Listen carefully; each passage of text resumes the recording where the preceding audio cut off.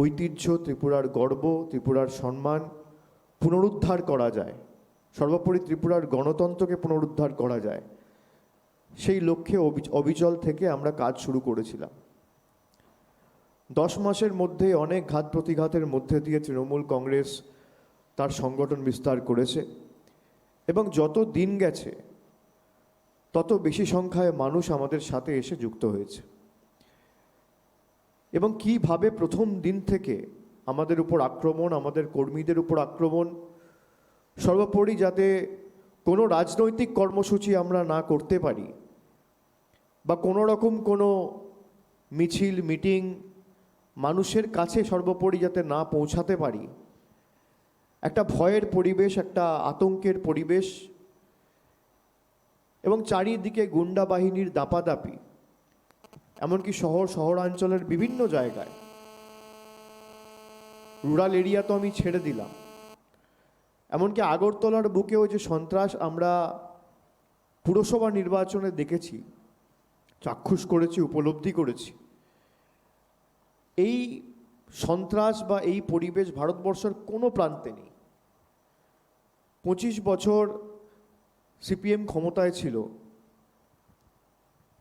CPM যে সন্ত্রাস করতো সেই সন্ত্রাসকেও হার মানিয়ে দিয়েছে এই 5 বছরের বিজেপি। প্রথম দিন থেকে গাড়ি ভাঙচুর, সংবাদ মাধ্যমের প্রতি আক্রমণ, প্রেসের অফিস জ্বালিয়ে দেওয়া, গাড়ি জ্বালিয়ে দেওয়া, পার্টি অফিস জ্বালিয়ে দেওয়া, এমনকি পুলিশ স্টেশনে গিয়ে আক্রমণ করেছে।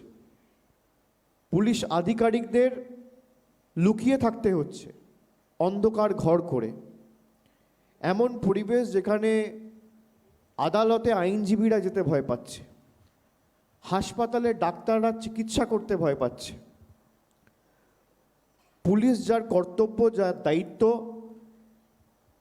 এলাকায় শান্তি শৃঙ্খলা সভ্যতা বজায় রাখা, মানুষকে সুরক্ষা দেওয়া, তারা পর্যন্ত ভীত সন্ত্রস্ত। এবং কিভাবে ভুয়ো মিথ্যা মামলায় একের পর এক মামলা দিয়ে আমাদের কর্মীদের জোর জবরদস্তি কেস দিয়ে জেলে ঢুকিয়ে রাখা, আমরা আইন ব্যবস্থার দ্বারস্থ হয়েছি। এবং এই পুরসভা নির্বাচনের কেস আমরা সুপ্রিম কোর্ট পর্যন্ত নিয়ে গেছি, এখনও শুনানি চলছে। আমরা বিচার ব্যবস্থার উপর আস্থা রাখি, কিন্তু আমি ত্রিপুরার আপামর জনসাধারণ সকলকে, প্রবীণ নবীন বয়োজ্যেষ্ঠ সমবয়সী সতীর্থ, জাতি ধর্ম দলমত নির্বিশেষে প্রত্যেক মা ভাই বোনকে আমি অনুরোধ করব যে আমরা যদি রুখে না দাঁড়াই, প্রতিরোধের রাস্তা না বেছে নিই, এই সন্ত্রাস অনন্তকাল চলবে। তৃণমূল কংগ্রেস নিশ্চিতভাবে আপনাদের পাশে প্রথম দিন থেকে রয়েছে। আপনাদের দাবি নিয়ে, আপনাদের সম্মানের স্বার্থে, মহিলাদের সুরক্ষার স্বার্থে আমরা রাস্তায় নেমেছি। কিন্তু জনগণ যদি সম্মিলিতভাবে ঐক্যবদ্ধ হয়ে এই স্বৈরাচারী শক্তির বিরুদ্ধে রুখে না দাঁড়ায়, তাহলে এই লড়াই আমরা জিততে পারবো না। আমরা মানে আমি ত্রিপুরার মানুষের কথা বলছি। রাজনৈতিক দলের সাথে একটা রাজনৈতিক দলের লড়াই এটা নয়, এটা ত্রিপুরার সভ্যতা, ত্রিপুরার সংস্কৃতি, সর্বোপরি সমাজে শান্তি, নারীদের সুরক্ষা এবং রাজ্যের গণতন্ত্রকে পুনরুদ্ধার করার লড়াই। যে আপনারা এক বুক আশা আকাঙ্ক্ষা নিয়ে, চোখে স্বপ্ন নিয়ে 2018 সালে পরিবর্তন করেছিলেন। যে 25 বছর একটা রাজনৈতিক দলকে দেখলাম, তার আগেও আপনারা কংগ্রেসকে দেখেছিলেন, এবং নতুন স্বপ্ন নিয়ে আপনারা ভারতীয় জনতা পার্টিকে ভোট দিয়ে জিতিয়েছিলেন। কেন্দ্রে নরেন্দ্র মোদীজির সরকার আর রাজ্যে বিজেপির সরকার। আপনারা নিশ্চিতভাবে ভেবেছিলেন যে ডবল ইঞ্জিন সরকারের মডেলের কথা, যা বিজেপি প্রতিনিয়ত প্রতি পদক্ষেপে বলতে থাকে ধারাবাহিকভাবে, যে কেন্দ্র রাজ্য এক সরকার হলে উন্নয়ন করতে সুবিধা হয়। আপনারা সে দাবিকে মান্যতা দিয়ে 2018 সালে প্রায় 36টা আসনে বিজেপিকে জিতিয়েছিলেন। বিজেপির সরকার হয়, তারপর থেকে বিজেপি সরকারি ত্রিপুরায় রাজ্য পরিচালনা করার দায়িত্বে রয়েছে। কিন্তু আপনারা দেখুন প্রথম দিন থেকে ভুয়ো প্রতিশ্রুতি, একটা প্রতিশ্রুতিও পালন করেনি। যুব সমাজকে আকৃষ্ট করার জন্য বলেছিল যে 50,000 যুবক যুবতীদের আমরা চাকরি দেবো, মিস কলে চাকরি হবে, সব জুমলা, কোনো দাবি পূরণ করতে পারেনি। প্রায় 10,300 শিক্ষকের চাকরি চলে গেছে। স্বাস্থ্য ব্যবস্থা বেহাল, জরাজীর্ণ, এবং 50% ভ্যাকেন্সি এখনও রয়েছে, 50% অকুপেন্সিতে কাজ চলছে। যিনি মুখ্যমন্ত্রী হয়েছেন তিনি একজন ডাক্তার, টাউন দোয়ালিতে যিনি লড়ছেন তিনি একজন ডাক্তার। তাহলে স্বাস্থ্য ব্যবস্থার এমন বেহাল দুর্দশা কেন?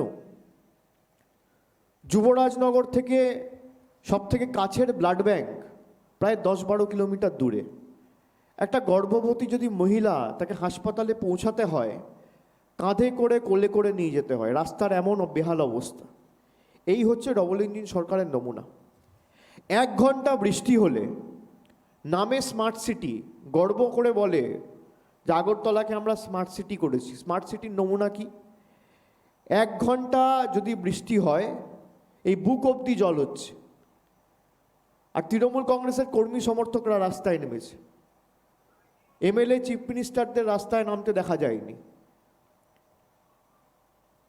জল জমছে, তিনি নিয়ন্ত্রণ করছেন ভার্চুয়ালি সেক্রেটারিয়েট থেকে বসে, আর আমাদের কর্মী সমর্থকরা রাস্তায় নেমে মানুষের পাশে দাঁড়িয়েছে। আপনার সুখে, আপনার আনন্দে হয়তো আপনি তৃণমূল কংগ্রেসকে পাননি, কিন্তু আপনার দুঃখে, আপনার বিপদে, আপনি যখনই কোনো সমস্যার সম্মুখীন হয়েছেন তৃণমূল কংগ্রেস আপনার পাশে এসে দাঁড়িয়েছে। 245 কোটি টাকা বরাদ্দ করা হয়েছে গত 4-5 বছর এই আগরতলাকে স্মার্ট সিটি করার জন্য। এই টাকা কোথায় গেল? আমি যদি প্রশ্ন করি, বিজেপির নেতারা উত্তর দিতে পারবে? 1 কোটি, 2 কোটি, 5 কোটি নয়, 245 কোটি টাকা। এই টাকা কোথায়? কেন আজকে রাস্তাঘাটের এই অবস্থা, শিক্ষা ব্যবস্থার এই অবস্থা, কৃষিক্ষেত্রে ত্রিপুরা পিছিয়ে, বেকারত্বের হার যদি আপনি দেখেন, আর এই তথ্য আমার না, CMIEর তথ্য যদি আপনি দেখেন, centre of monitoring of Indian economy, তার যে পরিসংখ্যান তথ্য, ত্রিপুরায় বেকারত্বের হার 18%, বাংলায় বেকারত্বের হার 4%। আমি তথ্য পরিসংখ্যান দিয়ে বলছি, আমি মিথ্যা কথা বললে আমার বিরুদ্ধে মামলা হোক, কোর্টে গিয়ে ডিফামেশন ফাইল করুক, আমি লড়ে নেব। কিন্তু যেটা সঠিক তথ্য মানুষের কাছে উপস্থাপিত করার দায়িত্ব আমাদের।